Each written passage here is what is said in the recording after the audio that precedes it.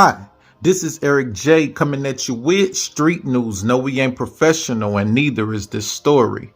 22-year-old Ivy Lee from Lake Charles, Louisiana, have been arrested and charged with second-degree murder and possession of marijuana after she left her 6-month-old baby in a hot car for nearly 5 hours. So look, according to the reports, Ivy flagged down an off-duty police officer and told him, "My baby not breathing.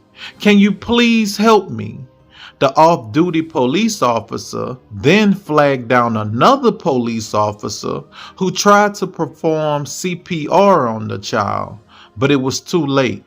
Chief Lieutenant Gary Guillory spoke at a press conference and said, "When you place a baby in a hot car with the windows rolled up, it's a recipe for disaster." She made the decision to go to work for an entire shift, despite knowing her baby was in the car. There is no justification for what she done.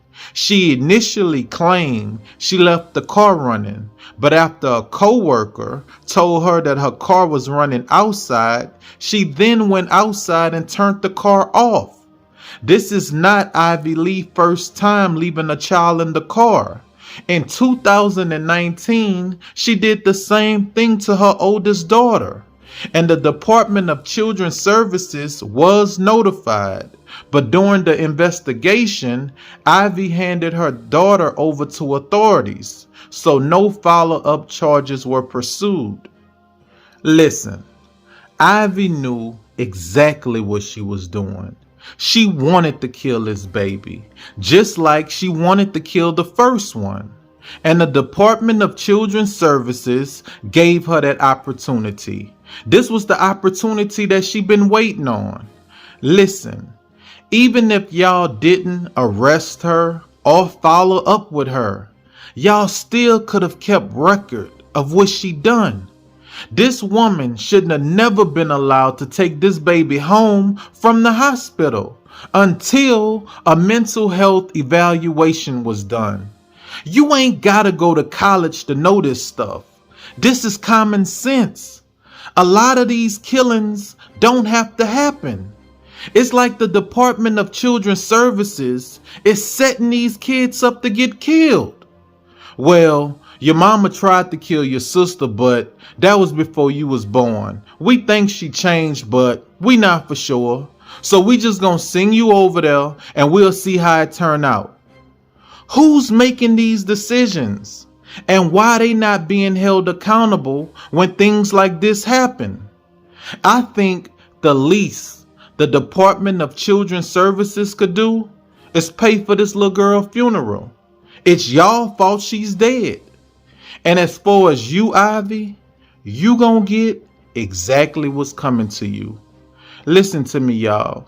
In the book of Corinthians, the scripture says, "For we must appear before the judgment seat of Christ, so that each one may receive what is due for what he has done in the body, whether good or evil." Everything you do in this body, you will be held accountable for. The penitentiary is not the last stop for Ivy.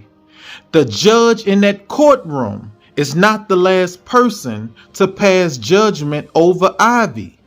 You took this little girl's life from her. This child did not die peacefully. This little girl suffered.